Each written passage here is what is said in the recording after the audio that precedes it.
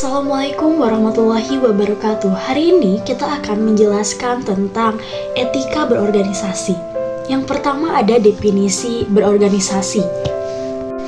Etika berorganisasi dalam Islam adalah norma atau aturan dalam sebuah organisasi yang berlandaskan pada nilai Al-Quran, As-Sunnah untuk menciptakan lingkungan kerja yang tidak hanya profesional dan adil tapi juga bernilai ibadah.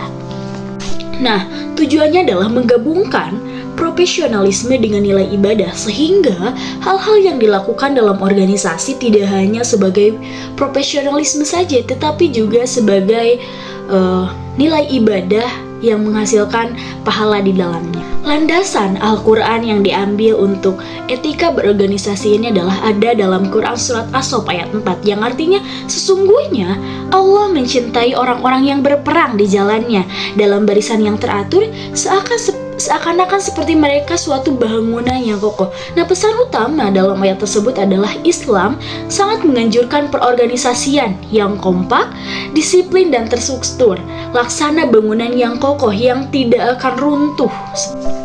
Yang selanjutnya adalah 4 pilar utama etika berorganisasi. Yang pertama amanah atau musyawarah, yaitu pengambilan tugas sesuai tanggung jawab yang kita ambil.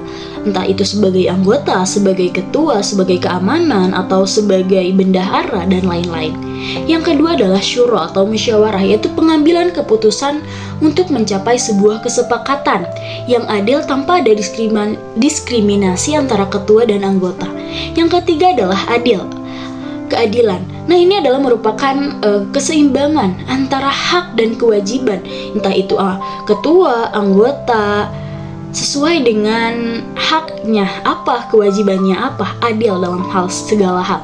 Yang keempat, ihsan atau profesionalisme, yang dimana kita melakukan pekerjaan kita dengan kualitas terbaik, dengan merasa bahwa kita diawasi oleh Allah Subhanahu wa Ta'ala. Selanjutnya adalah karakteristik pemimpin dan anggota kepemimpinan.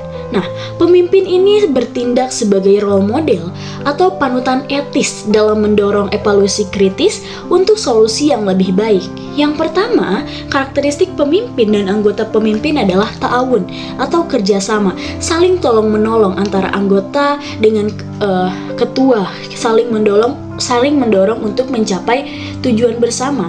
Yang kedua adalah mas'uliyah atau tanggung jawab. Setiap anggota atau ketua yang berada dalam organisasi tersebut menyadari tugasnya apa, karena dia menyadari bahwa hal ini akan menjadi tanggung jawab dia kepada manusia juga kepada Tuhannya. Selanjutnya etika komunikasi dalam organisasi. Yang pertama keterbukaan, yaitu jujur kepada anggota apa yang sebenarnya terjadi dalam sebuah organisasi itu. Berikan fakta dan data yang nyata tanpa harus ditutup-tutupi. Yang kedua adalah santun, berbicara yang baik tanpa menyinggung perasaan orang lain. Yang ketiga adalah integritas.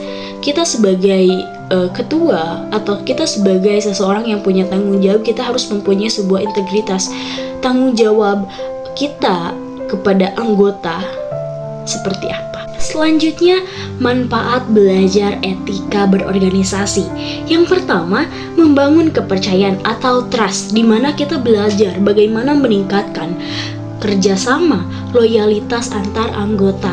Yang kedua adalah efektivitas kerja, meminimalisir konflik internal juga persaingan yang tidak sehat dalam sebuah organisasi. Yang kedua adalah keseimbangan, menjamin tercapainya sebuah tujuan duniawi untuk produktivitas kita tanpa kita melupakan tujuan ukhrawi, yaitu keberkahan. Jadi kesimpulannya teman-teman, etika berorganisasi dalam Islam adalah tata kelola yang efektif dan harmonis. Dengan menempatkan nilai tauhid sebagai pusat kegiatan, organisasi bukan hanya tempat bekerja, tetapi juga ladang pengabdian kepada sesama. Mungkin cukup sekian yang dapat saya sampaikan, kurang lebihnya mohon maaf. Wassalamualaikum warahmatullahi wabarakatuh.